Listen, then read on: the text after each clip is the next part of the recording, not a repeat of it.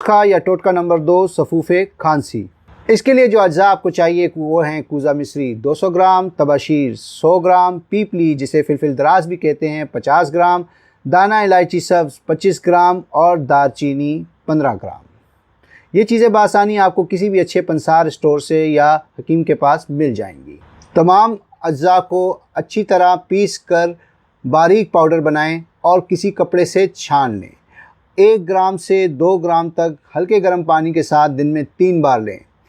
ये नुस्खा या टोटका आयुर्वेदिक का बहुत पुराना और मौसर नुस्खा है और खांसी के अलावा बुखार, दमे, नमूनिया, नज़ला, ज़ुकाम, टीबी और गले के अमराज जैसी चीज़ों में भी इसका इस्तेमाल किया जा सकता है।